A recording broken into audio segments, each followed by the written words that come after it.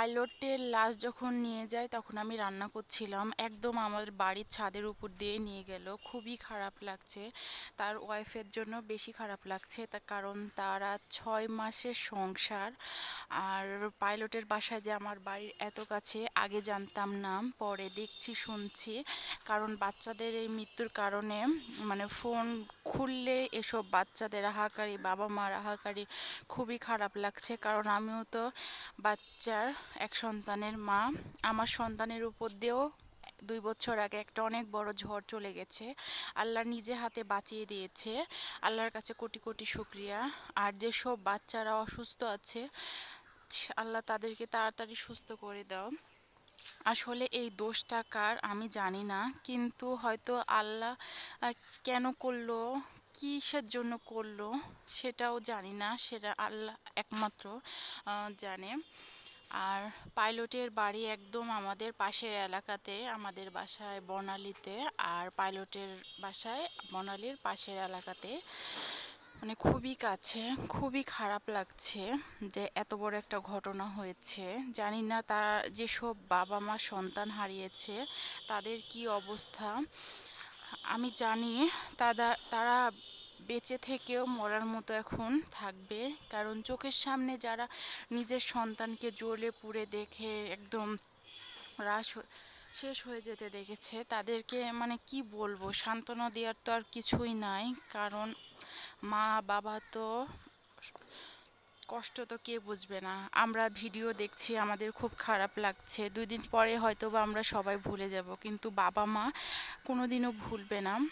বা পাইলটের যে বাবা মা, সবাই যে হারিয়েছে তারাই তো বুঝবে। পাইলটের ওয়াইফ সে তো মনে হয় অলরেডি মানে পাগল হয়ে গেছে। খুবই খারাপ লাগছে।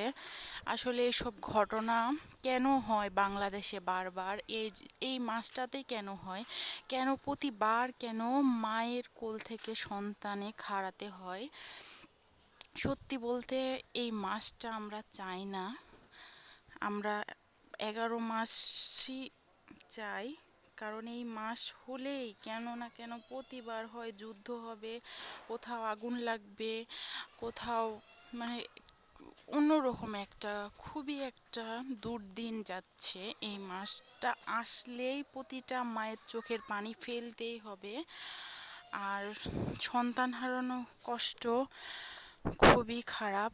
আর যারা সামান্যই দেখেন, আমার এখানে একটু তেল পড়েছে, আমি 4টা দিন কি যে কষ্ট পেয়েছিলাম সামান্যই 2 আঙ্গুলে, তাহলে ওই বাচ্চাগুলোর কি হচ্ছে, আর যারা মারা গেছে তাদের কি কষ্ট করে মারা গেছে। কিন্তু শুনেছি হজরত মুহাম্মদ সাল্লাল্লাহু আলাইহি সাল্লাম বলেছেন, যারা অ্যাক্সিডেন্ট হবে, আহ, আগুনে পুড়ে মারা যাবে, তারা বলে বেহেশতে জান্নাতবাসী হবে। আল্লাহ যেন তাই করে।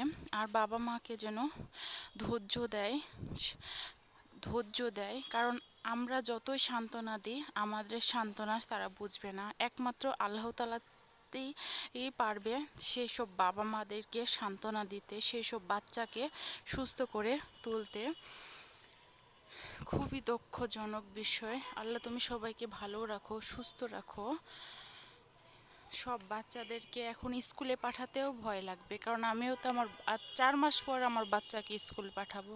আর এখন যেসব বাবা মা স্কুলে বাচ্চারা যায়, সেসব বাবা মাও তো আতঙ্ক হয়ে আছে।